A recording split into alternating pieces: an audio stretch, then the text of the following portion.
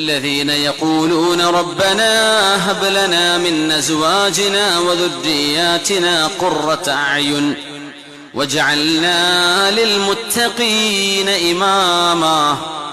ഇങ്ങനെ ദുആ ചെയ്യുന്നവരും അല്ലാഹുവിന്റെ ഇഷ്ടപ്പെട്ടവരാണ്. എന്താ ദുആ ചെയ്യേണ്ടത്? റബ്ബനാ, ഞങ്ങളുടെ രക്ഷിതാവായ അല്ലാഹുവേ. ഈ ദുആ പഠിച്ചു വെക്കണേ. റബ്ബനാ ഹബ് ലനാ മിൻ അസ്വാജിനാ വദുർരിയാതിനാ, ഞങ്ങളുടെ ഭാര്യയിലും, ഭാര്യ പറയാണെങ്കിൽ ഭർത്താവില്, സൗജ് ആണിനും പെണ്ണിനും പറയും.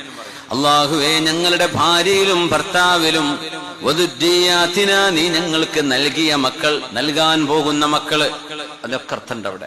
ഞങ്ങളുടെ എന്റെ മക്കളിലും എന്റെ ഭാര്യയിലും, ഒരു ഭാര്യ പറയുകയാണെങ്കിൽ എന്റെ ഭർത്താവിലും എന്റെ മക്കളിലും നീ എനിക്ക് നൽകണം. എന്ത് നൽകണം? ഖുർറത അയുനിൻ, കണ്ണിന് കുളിർമ നൽകണമേ.